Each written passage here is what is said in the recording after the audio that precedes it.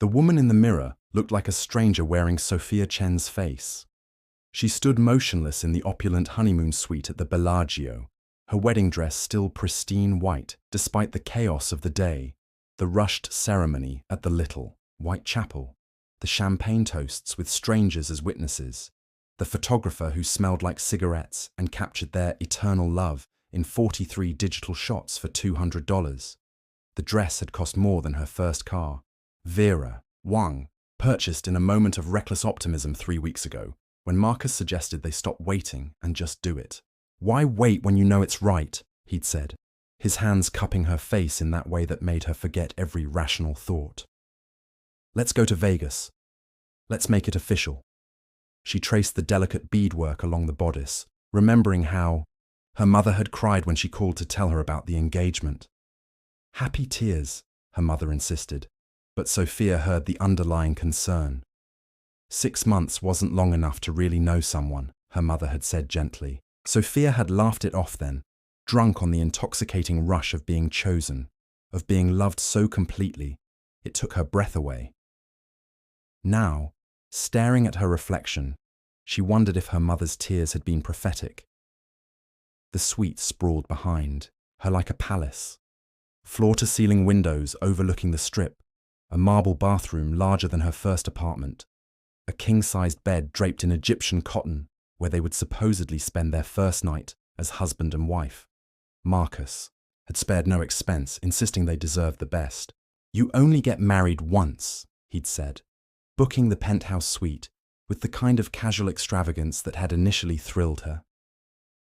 6 months ago, she'd been planning a completely different wedding. David Nakamura, her college boyfriend, turned reluctant fiancé, had wanted a small ceremony in his parents' backyard in Portland. Practical, economical, safe, everything Marcus wasn't. She'd spent 2 years trying to convince herself that safe was enough, that love didn't need to feel like falling off a cliff to be real. Then Marcus walked into her marketing firm's Christmas party last December, all sharp suits and dangerous smiles, and she understood what people meant when they talked about lightning strikes. He was consulting on a campaign for a luxury hotel chain, temporarily relocated from Phoenix, charming and mysterious, and completely focused on her from the moment they were introduced. He made her feel like the only woman in the room, in the city, in the world. David had been understanding when she broke their engagement. Too understanding, really, which only confirmed what she'd known deep down, that their relationship had been built on comfort rather than passion. "I want you to be happy, Soph," he'd said, and she'd almost hated him for making it so easy to leave. With Marcus, everything felt urgent, necessary, like they were racing against time itself. He pursued her with an intensity that was both flattering and overwhelming. Flowers every Friday, surprise weekend trips, late-night phone calls that lasted until dawn. He seemed to know exactly what she needed to hear, when she needed to hear it. When she mentioned feeling lonely in her downtown apartment, he suggested she spend weekends at his hotel. When she worried about her stagnant career, he connected her with contacts who could advance her professionally. "You saved me," she'd whispered to him one night in February, curled against his chest in his hotel bed. "I was disappearing into my own life." "No," he'd murmured into her hair. "You saved me." She'd believed him then, believed in the fairy tale of it all. The successful businessman who'd swept her off her feet, who'd seen something special in her that everyone else had missed. She'd let herself imagine their future, the house they'd buy, the children they'd have, the life they'd build together. The bathroom door opened behind her, and she watched Marcus's reflection appear in the mirror. He'd changed out of his tuxedo into casual clothes, jeans and a button-down shirt that made him look younger, less formal, more like the man she'd fallen in love with, and less like the stranger he'd seemed during the ceremony. "Hey, Mrs. Torres," he said, and something in his voice made her stomach tighten. There was a forced lightness to it, like he was trying too hard to sound normal. She turned to face him, noting the champagne bottle in his hand. Dom Perignon, of course, and the way his eyes couldn't quite meet hers. How did you do at the tables? Broke even, mostly. He set the champagne on the dresser with careful precision. Blackjack was kind to me tonight, but his hands were shaking slightly as he worked the cork free, and Marcus's hands never shook. In all their months together, she'd admired his steadiness, his unshakable confidence. He was the kind of man who could order wine in perfect French, who could tip a valet with the casual grace of old money, who could make her feel sophisticated just by association. We should celebrate, he said, but the words sounded hollow. The cork popped with a sound like a gunshot, making them both flinch. Sophia watched bubbles rise in the crystal flutes he'd had waiting in the suite, and something cold settled in her chest. This should have been the happiest moment of her life. Their first minutes alone as a married couple, about to toast their future together. Instead, she felt like she was watching a movie where she didn't understand the plot. She had waited 32 years to feel this complete, this loved. She'd survived her father's abandonment when she was 12, his awkward attempts at weekend visits that gradually faded into birthday cards and then silence. She'd endured her mother's well-meaning but suffocating concern, the string of boyfriends, who saw her as pleasant enough but never essential. She'd built a successful career, bought her own apartment, learned to be content with her own company. Then Marcus had made her believe that all of that, the loneliness, the settling, the careful construction of a life that felt safe but empty, had just been preparation for this moment, for him. If only she had known that completeness could shatter in a single sentence. Sophia, Marcus said, handing her a champagne flute, with hands that definitely trembled now. There's something I need to tell you. The champagne turned to acid in Sophia's mouth as Marcus began to speak. He stood by the window, silhouetted against the neon glow of the strip, his back to her, as if he couldn't bear to watch her world collapse. I was married before, he said, the words falling like stones into still water. Her name was Eleanor Voss. Sophia set down her champagne flute with trembling fingers. Was? Is. The correction came out strangled. I thought. She was dead. I really did, Sophia. But I never actually got divorced. The suite suddenly felt too small, the air too thin. Sophia gripped the edge of the dresser to steady herself. What are you saying? Marcus turned to face her then, and she saw something she'd never seen in his eyes before. Fear. Raw. Desperate fear. I'm saying that legally, technically, our marriage today it's not valid. Not valid. The words felt foreign on her tongue. You mean I'm not your wife? You are my wife. In every way that matters, but not legally. Her voice was getting higher, sharper. Legally, I'm what? Your mistress, your side piece. Don't say that. Marcus stepped toward her, his hands outstretched. It's not like that. Elena disappeared 3 years ago. She left a note saying she needed to disappear for a while, and then nothing. No contact, no trace. I thought she was dead, Sophia. I really believed. You thought? Sophia backed away from his reaching hands. You married me based on what you thought. The numbness was wearing off now, replaced by something hot and violent rising in her chest. 6 months of her life. 6 months of believing in fairy tales and happy endings. 6 months of planning a future with a man who was already married, to someone else. Why didn't you tell me? She whispered. Marcus ran his hands through his hair, messing up the careful styling from their wedding. How could I? When we first met, I was planning to file for divorce, based on abandonment. 7 years in Arizona, but Eleanor had only been gone 3. I was going to wait it out, and then I met you and everything changed so fast. So you decided to just lie to me instead. I didn't lie. I thought I could fix it. I thought Elena was never coming back, and by the time the 7 years were up, we'd already be married and happy, and it wouldn't matter anymore. Sophia stared at him, this man she'd thought she knew, and saw a stranger. It wouldn't matter. You didn't think I had a right to know that I was participating in bigamy. It's not bigamy if I thought she was dead. But she's not dead, is she? The realization hit her like a physical blow. That's why you're telling me now. Something's happened. Eleanor's alive. Marcus's silence was answer enough. Where is she? Sophia's voice was deadly quiet now. I don't know, but there are signs. Someone's been accessing accounts that only she knew about, using credit cards that were supposed to be closed. And yesterday, before the wedding, I got a call from a private investigator in Phoenix asking questions about her disappearance. Yesterday, Sophia sank onto the edge of the bed, her wedding dress pooling around her like spilled milk. You knew yesterday and you married me anyway. Because I love you.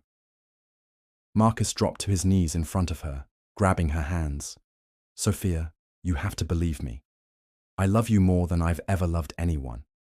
What Elena and I had was toxic, destructive.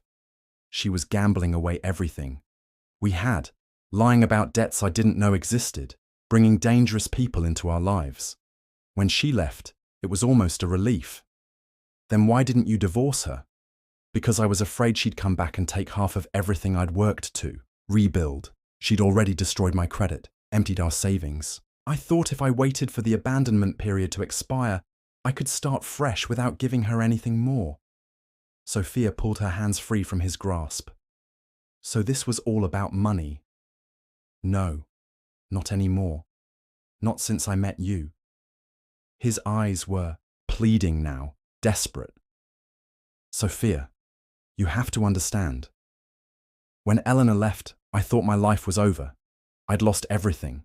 My money, my trust, my ability to believe in love. And then you walked into that Christmas party and suddenly I could breathe again, built on a lie, built on hope. I hoped Elena was gone forever. I hoped I could give you the life you deserved without the shadow of my past hanging over us. I hoped. Hope isn't enough, Marcus. Sophia stood up, her wedding dress rustling with the movement. Hope doesn't make our marriage legal. Hope doesn't change the fact that you've been lying to me for 6 months.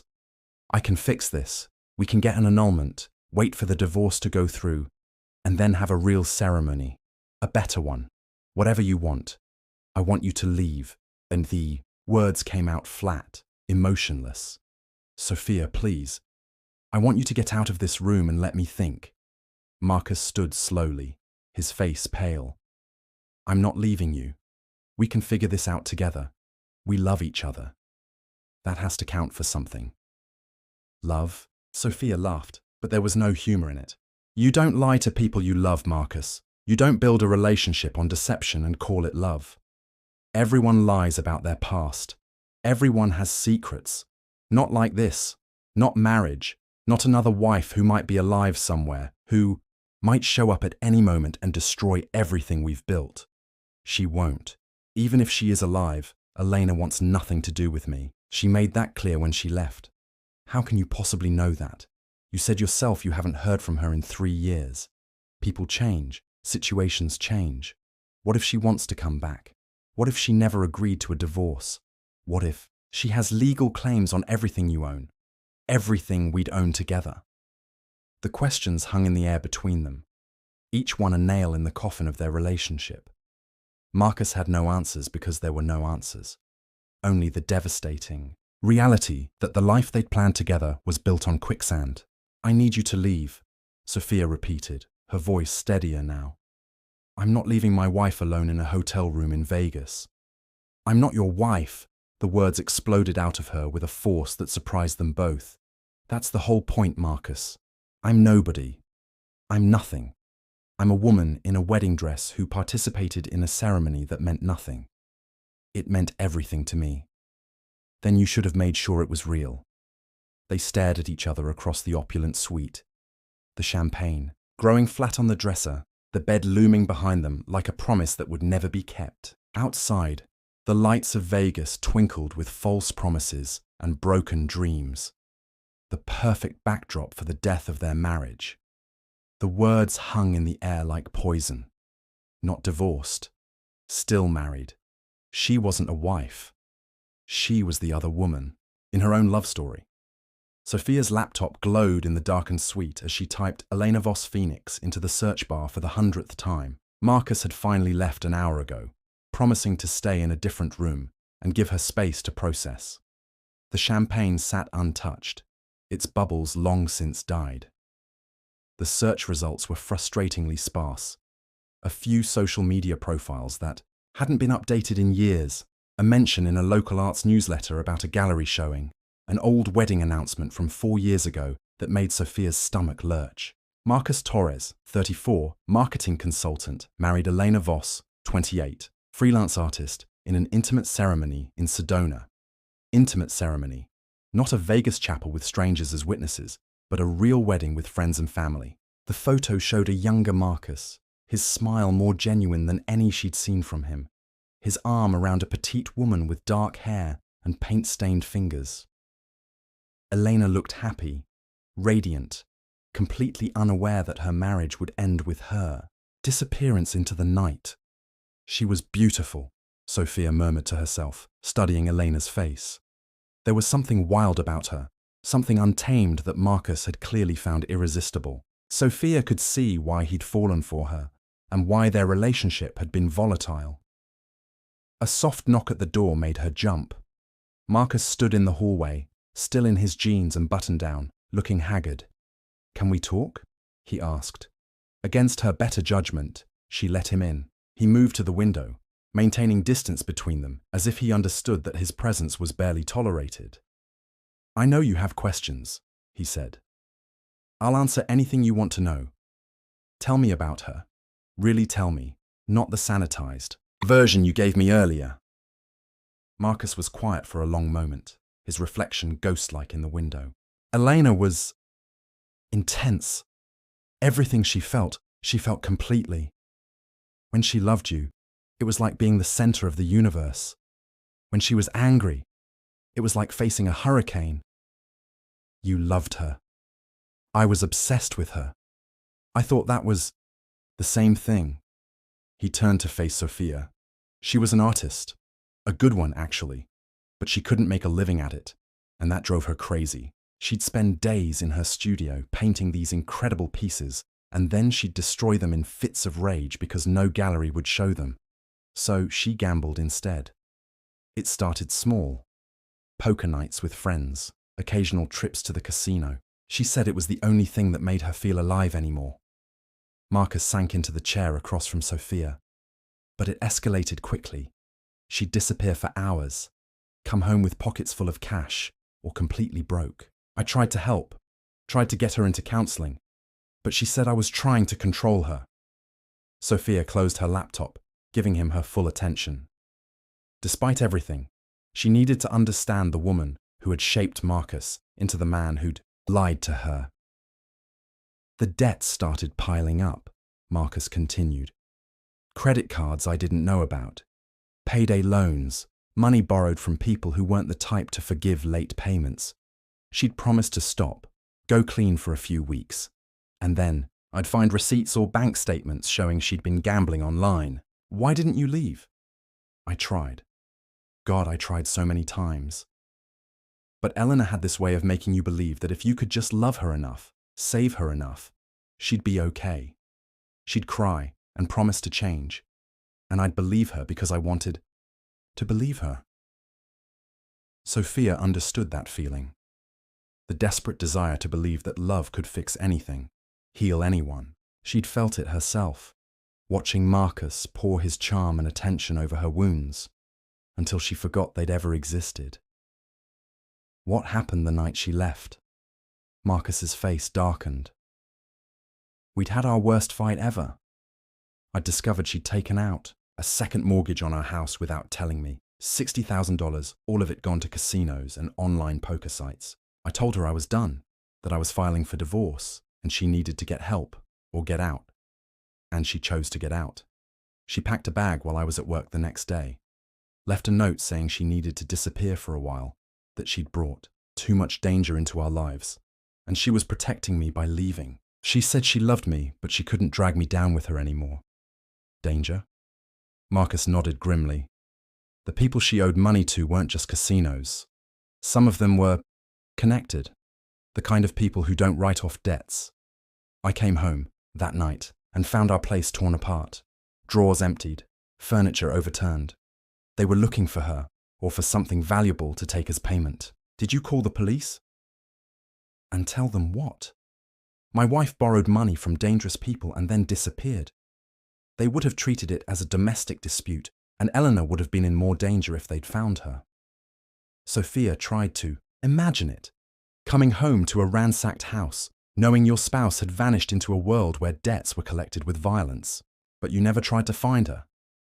I hired a private investigator for the first 6 months. He traced her as far as Tucson. Then the trail went cold. After that, I figured she was either dead or she'd managed to disappear completely. Either way, I was done, and you never thought to mention any of this to me. Marcus met her eyes, and she saw genuine remorse there. How could I? Hi, I'm Marcus. My wife disappeared after getting involved with loan sharks. Want to go to dinner? It's not exactly first date conversation. We've been together for 6 months, Marcus. 6 months of me thinking your wife died in a car accident. 6 months of me believing I knew who you were. You do know who I am. Elena was a chapter of my life that I thought was closed. You're my future, Sophia. You're everything, Elena, and I never were. Stable, honest, real. But she is real. She's out there somewhere, and you're still married to her. I'll file for divorce tomorrow. I'll hire the best lawyer I can find and end this properly. We can get an annulment of today's ceremony and do it right once the divorce is final. Sophia stared at him, this man who had promised her forever and delivered a legal catastrophe instead. You really think it's that simple? I think we love each other enough to figure it out. Love. She shook her head. I don't even know what that word means anymore. She reopened her laptop and showed him the screen. Eleanor's wedding photo, her radiant smile, her paint-stained fingers intertwined with his. Did you love her when you married her? Yes. Did you promise her forever? Yes. Then, how do I know your promises to me mean anything more than the ones you made to her? Marcus stared at the photo of his first wedding, and for a moment, Sophia saw him as Elena must have. Charming, passionate, completely certain of his love until reality intruded. Because I'm different now. We're different. What you and I have is based on a lie. Sophia closed the laptop again. Everything we've built has been based on a lie, Marcus. How do I trust you now? How do I believe anything you tell me? The question hung between them, unanswerable. Outside, Vegas continued, its neon seduction, promising dreams that never quite materialized. Inside their suite, the fairy tale had died, leaving only the bitter truth that love wasn't always enough. Elena wasn't just alive somewhere. She was a living, breathing erasure of everything Sophia thought she knew about love. At 2:47 a.m., Sophia found herself dialing a number she'd deleted from her phone, but never from her memory. David Nakamura answered on the third ring, his voice thick with sleep. Sophia, what's wrong? The sound of her name in his familiar voice nearly broke her. David, who had loved her quietly and steadily for 3 years. David, who had never lied to her, never surprised her with devastating secrets, never made her question reality itself. I'm in Vegas, she said, her voice barely above a whisper. I got married today. Congratulations. The confusion in his voice would have been funny under different circumstances. To a man who's already married, silence stretched across the phone line. Then, where are you? Are you safe? Trust David to ask the right questions first. Not why or how, but whether she was safe. It was exactly what she'd needed to hear, and exactly why she'd called him, instead of her mother or her sister, or any of the friends who would have immediately launched into questions and judgment. I'm at the Bellagio, in the honeymoon suite, with champagne I can't drink and a wedding dress I want to burn. Sophia. His voice was gentle, careful. Start from the beginning. So she did. She told him about Marcus's confession, about Elena Voss and the disappeared wife who might not be dead after all. She told him about the private investigator and the credit cards and the loan sharks. David listened without interrupting, the way he always had, the way Marcus never quite managed to do. "I knew something was off about him," David said when she finished. "You never said anything. Would you have listened?" Sophia closed her eyes, remembering how dismissive she'd been of David's subtle concerns about Marcus. How she'd accused him of jealousy when he'd pointed out how little Marcus talked about his past, how he always seemed to deflect personal questions with charm and subject changes. "No," she admitted. "I wouldn't have. You were happy. Happier than I'd seen you in years. I wasn't going to be the ex-boyfriend who tried to ruin that." The kindness in his voice was almost unbearable. David, who had every right to feel vindicated, who could have said, "I told you so," and been completely justified, was instead offering comfort. "I should have listened to you," she said. "Maybe. Or maybe you needed to learn this lesson yourself. You always did have to touch the stove to know it was hot." Despite everything, she smiled. It was something her father used to say before he left. Before she learned that men could simply vanish from your life without warning or explanation, she'd told David about her father during one of their late-night conversations in college, and he'd remembered all these years later. "Do you think I rushed into this because I was afraid of being alone?" she asked.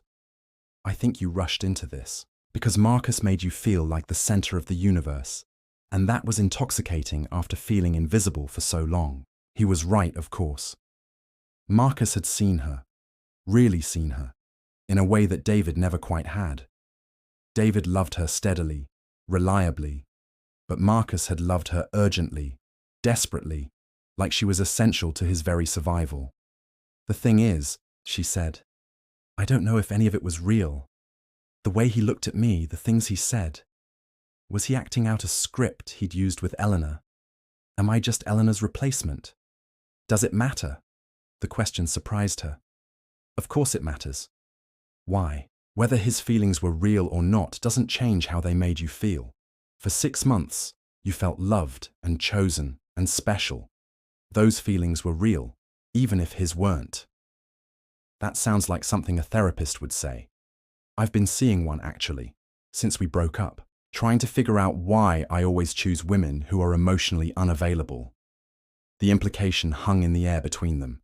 Sophia had been emotionally unavailable to David, always holding part of herself back, always waiting for something more exciting to come along.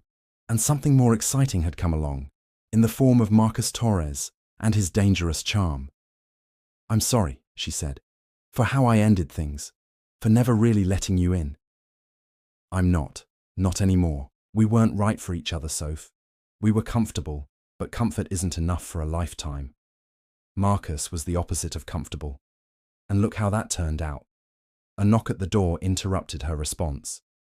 Through the peephole, she saw a man in a hotel uniform, security, by the look of his badge. "I have to go," she told David. "Hotel security is here. Call me if you need anything." "I mean it, Sophia.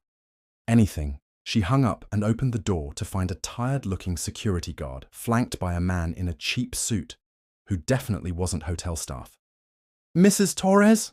the security guard asked. "I'm sorry to disturb you, but we've had reports of loud arguing. From this room. This is Detective Morrison with LVPD. He'd like to speak with you about a noise complaint." Detective Morrison was middle-aged and weathered, with the kind of face that had seen too much of humanity's darker impulses. His eyes took in her wedding dress, the untouched champagne, the general disheveled state of the room. "Is your husband here, ma'am?" he asked. We're staying in separate rooms tonight." The lie came easily, surprisingly so. "Mind if I come in? Won't take long." She stepped aside, suddenly hyper-aware of how the scene must look. A bride alone on her wedding night, still in her dress, obviously distressed. The detective's eyes missed nothing as he surveyed the suite. "Beautiful dress," he said conversationally.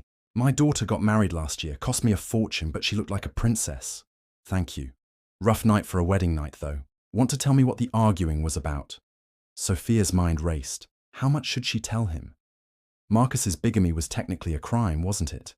but involving the police would make everything infinitely more complicated. Marriage is an adjustment, she said carefully. We had some things to work out. Must have been some pretty intense things. Guest in the room below called it in. Said it sounded like furniture being thrown around. We were both upset.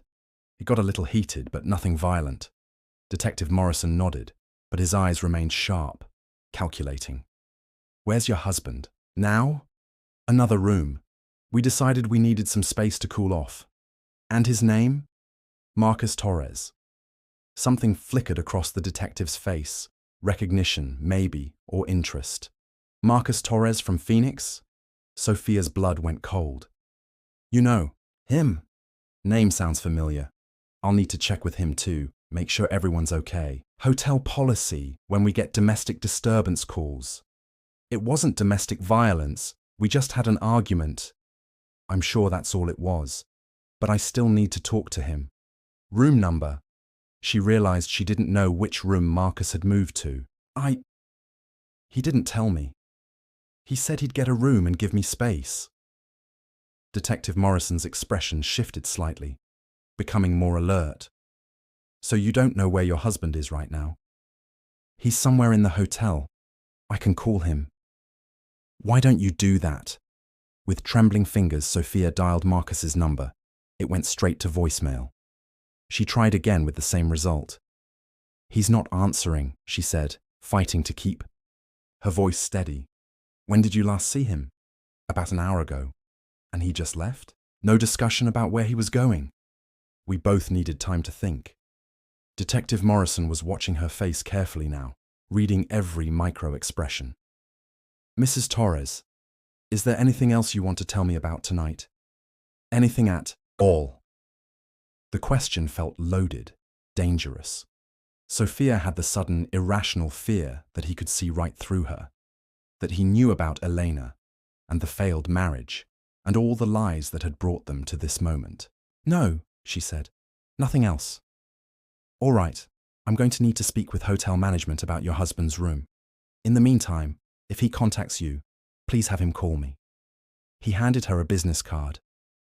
And Mrs. Torres, if you need help, any kind of help, don't hesitate to call. After he left, Sophia sank onto the bed, Detective Morrison's card clutched in her hand. The night that was supposed to be the beginning of her happily ever after had become something else entirely, a web of lies and legal complications that she didn't understand. She tried calling Marcus again, still voicemail.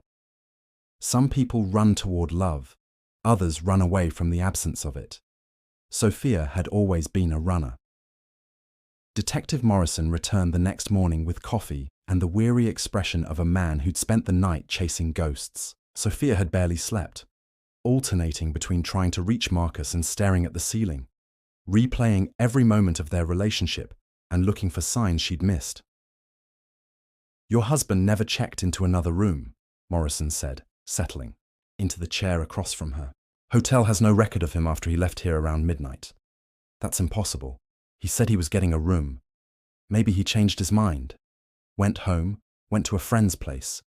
You said you've been together 6 months. Where would he go when... He needs space. The question revealed another gap in her knowledge. She knew Marcus liked expensive restaurants and luxury hotels, knew he could discuss wine and art with equal sophistication, but she realized she didn't know where he went when he was upset. Did he have close friends? Family he could call? I don't know, she admitted. Morrison's eyebrows rose slightly. You don't know where your husband might go. We haven't been together very long, and Marcus is private about his past. How private? Something in his tone made her look up sharply. Morrison was watching her with the intensity of a predator who'd caught a scent. What aren't you telling me, detective? Mrs. Torres, I need you to be completely honest with me. Has your husband ever mentioned a woman named Elena Voss? The name hit her like a physical blow. Sophia set down her coffee with shaking hands, struggling to keep her expression neutral. Why? Because 3 years ago, Elena Voss disappeared from Phoenix under suspicious circumstances, and your husband was the last person to see her alive. Ryan's room seemed to tilt around her. Suspicious circumstances. Morrison pulled out a manila folder, spreading photos across the coffee table. Crime scene photos, Sophia realized with horror. A ransacked house, overturned furniture, blood on the kitchen floor.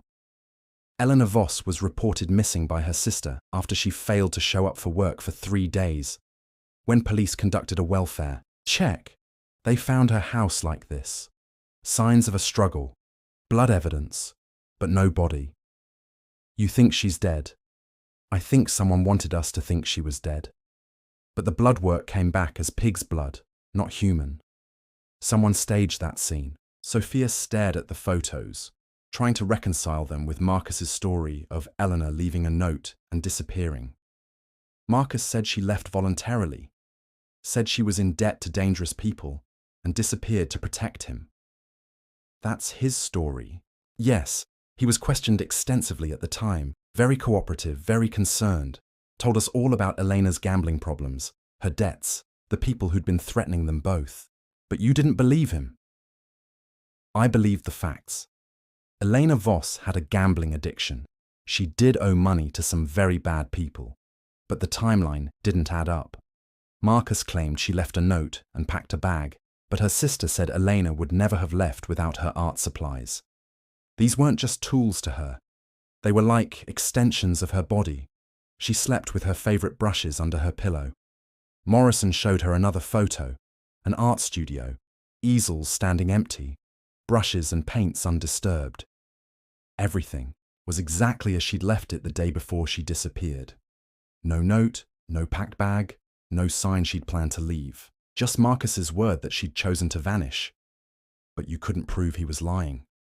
Couldn't prove anything. No body, no weapon, no witnesses.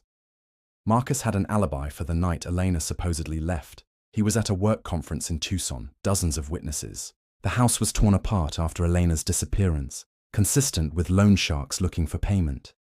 Case went cold.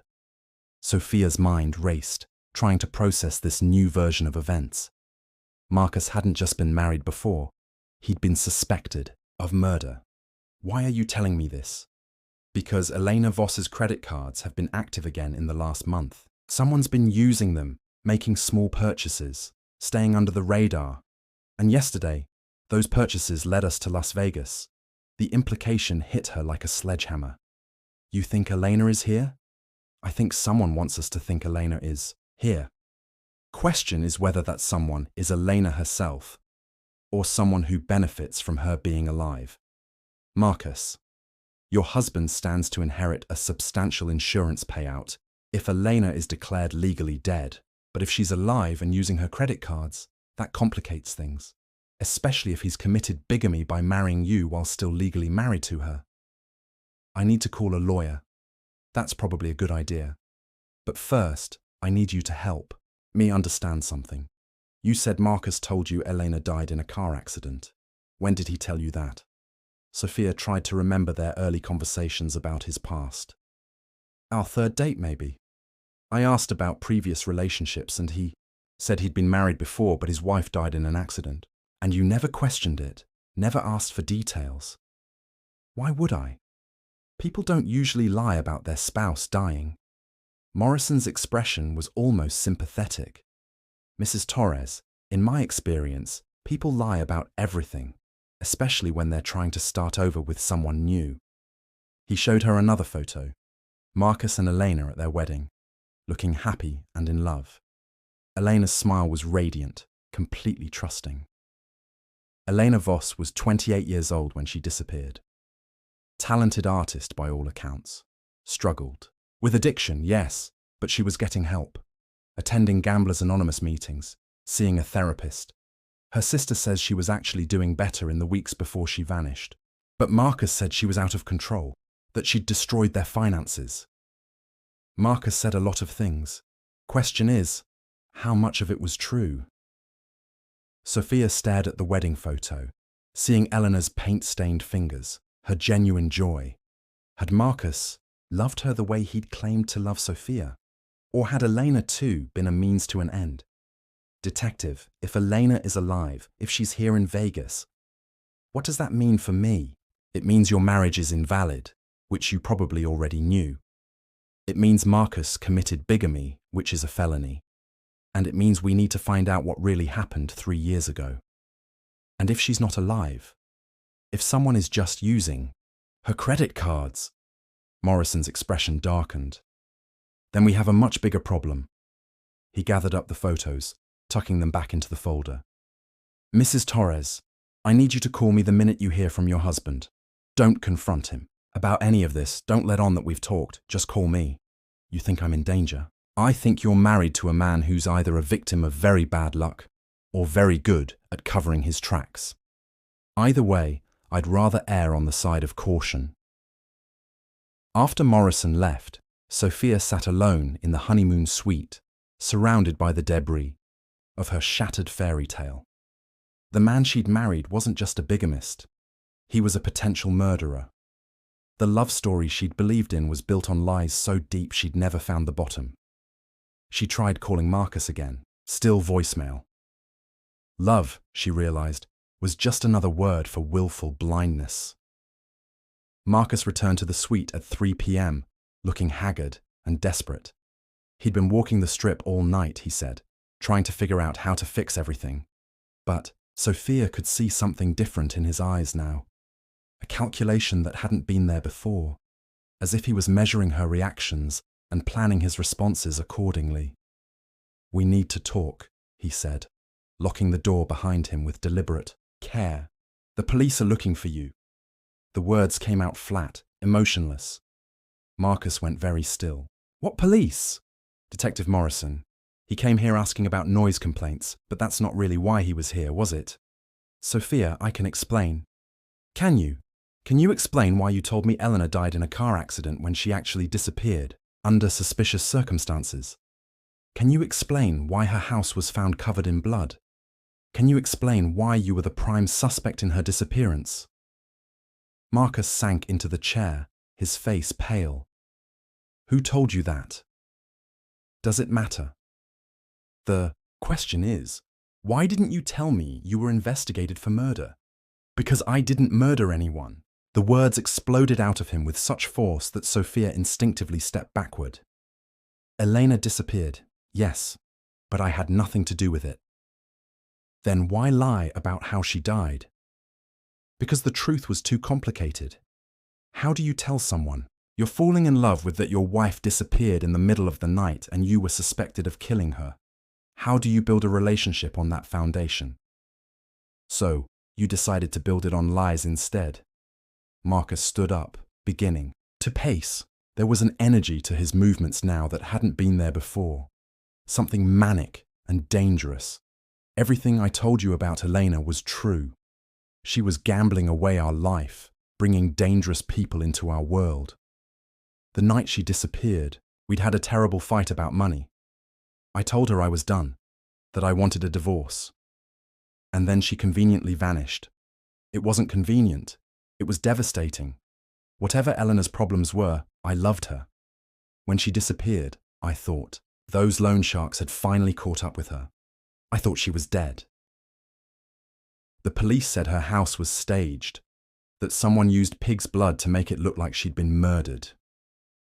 Marcus stopped pacing, his back to her. The police said a lot of things. Doesn't make them true. But Elena's credit cards are being used again. Here in Vegas. Detective Morrison thinks she might be alive.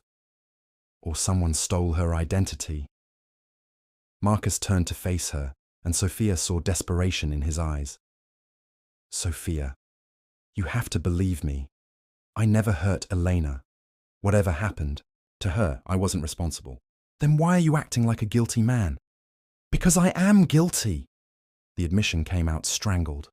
Not of murder, but of so many other things. I'm guilty of lying to you about how Elena died. I'm guilty of marrying you while still legally married to her. I'm guilty of being selfish enough to want a fresh start, even if it meant building our relationship on deception. He moved toward her, and she backed away instinctively. Something in her body language must have registered because he stopped, hands raised in a gesture of surrender. I'm guilty of being a coward, he continued. of being so afraid of losing you that I lied about everything. But I'm not a murderer, Sophia. You have to believe that. I don't know what to believe anymore. Her voice was barely above a whisper. I don't know who you are. I'm the man who loves you more than he's ever loved anyone. I'm the man who saw you at that Christmas party and knew his life had just changed forever. I'm the man who wants to spend the rest of his life making you happy. You're also the man who lied to me for 6 months, who married me illegally, who may have killed his first wife.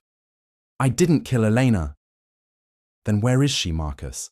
If she's alive, why hasn't she contacted you? If she's dead, where's her body? I don't know. His control was slipping now, the careful charm he'd always maintained cracking under pressure. I don't know where she is or what happened to her. All I know is that I didn't hurt her, and I would. Never hurt you. But even as he said it, Sophia could see the lie in his eyes, because he was hurting her, had been hurting her with every lie, every omission, every moment he'd let her believe in a future that was built on quicksand. I want you to leave, she said. I'm not leaving you alone, not when you're upset like this. I'm not upset, Marcus. I'm terrified. I'm terrified that I don't know you at all. I'm terrified that everything I thought we had was an illusion, and I'm terrified that Detective Morrison might be right about you. Right about what? That you killed Elena. That you're capable of violence when you don't get your way. Marcus's expression shifted, becoming something she'd never seen before. Cold, calculating, almost predatory. Is that really what you think of me? I don't know what to think anymore. After everything we've shared, everything we've meant to each other, you think I'm a killer. I think you're capable of lying about anything to get what you want. And right now, what you want is for me to forget about Eleanor and pretend our marriage is real. Our marriage is real. Whatever the law says, what we feel for each other is real. But it's not enough, is it? Not when it's built on lies. They stared at each other across the suite, and Sophia saw the moment when Marcus realized he was losing her. Really losing her. Not just for the night, but forever. The desperation in his eyes shifted into something harder, more dangerous. You're not thinking clearly, he said. You're in shock, making decisions based on fear instead of love. Once you calm down, you'll see that we can work through this. No, Marcus, we can't. Yes, we can. His voice was becoming more insistent, more controlling. We love each other. We can get through anything. Love isn't enough when there's no trust. Then we'll rebuild the trust. How? By telling me more lies, by pretending Eleanor never existed, by starting over, by being completely honest with each other from now on. It's too late for that. No, it's not. He moved toward her again, and this time when she backed away, he followed. Sophia, you're my wife. We made vows today. We promised to love each other through everything. Those vows were meaningless. The marriage isn't legal. It's legal in every way that matters. Stop saying that. The words came out as a scream, months of suppressed doubts and fears finally erupting. It's not legal. It's not real. It's a lie. Just like everything else about us. Marcus grabbed her arms, his fingers digging into her flesh. Don't say that.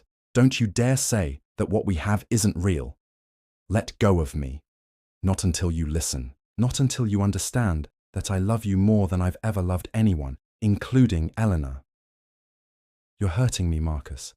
I'm trying to save us. His grip tightened, and Sophia realized that beneath the desperation was something much more dangerous. A man who had lost control and would do anything to get it back. Let me go. Promise me you won't leave.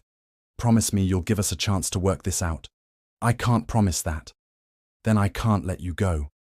The threat hung in the air between them, and Sophia understood with crystal clarity that she was in danger. The man she'd married, the man she'd trusted with her heart and her future, was willing to use violence to keep her.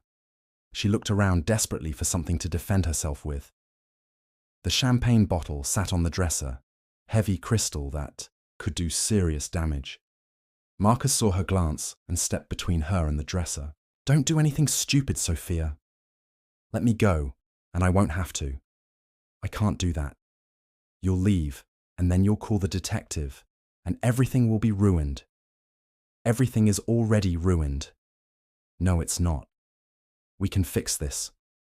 We can make this work. But his eyes said otherwise. His eyes said he knew he was losing her and would do whatever it took to prevent that, even if it meant hurting her. Sophia feinted left, then dove right toward the champagne bottle.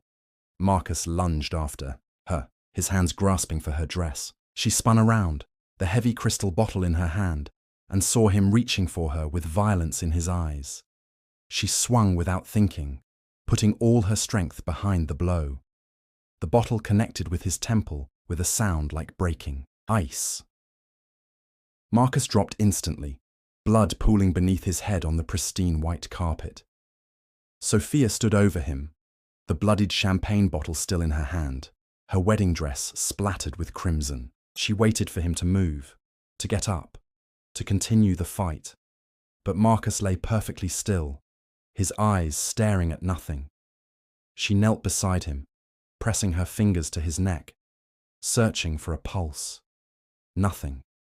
She tried his wrist, his chest, anywhere she might find a sign of life, but she knew even as she searched that it was too late. Marcus Torres was dead. The bride looked beautiful in red.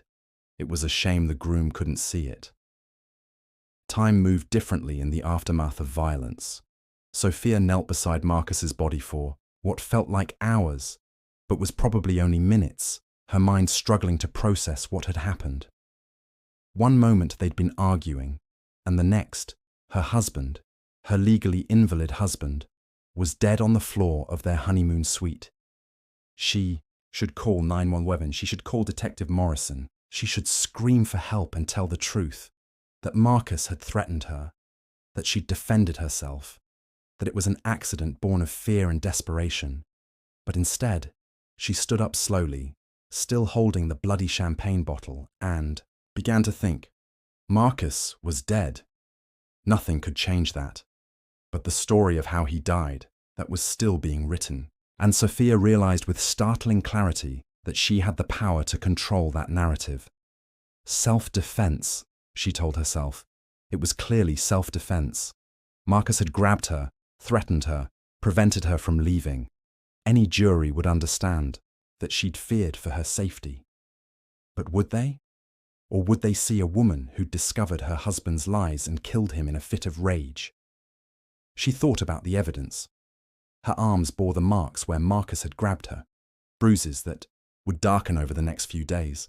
The suite showed signs of their struggle. But there were also the lies to consider.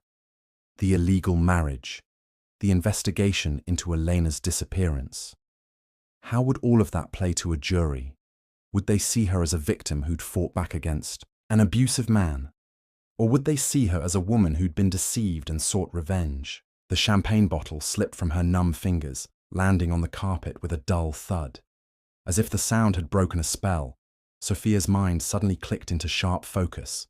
She began to see the scene not as a participant, but as an observer, cataloguing every detail that would need to be addressed. The blood. There was so much blood spreading in a dark pool around Marcus's head, seeping into the expensive carpet. It had splattered her dress, her hands, probably her face. DNA evidence linking her to the crime, the champagne bottle, her fingerprints, would be all over it. But that could be explained. They'd been celebrating their wedding after all. But the blood and hair on the crystal surface would tell a different story. The signs of struggle. Overturned furniture, her torn dress, the bruises on her arms, all consistent with self-defense, but also consistent with a violent argument that had escalated beyond control. Sophia moved to the bathroom and stared at herself in the mirror. Her wedding dress was ruined, stained with Marcus's blood in a pattern. That would clearly indicate she'd been standing over him when the fatal blow was struck. Her face was splattered with tiny drops of crimson, and her hands looked like she'd dipped them in paint.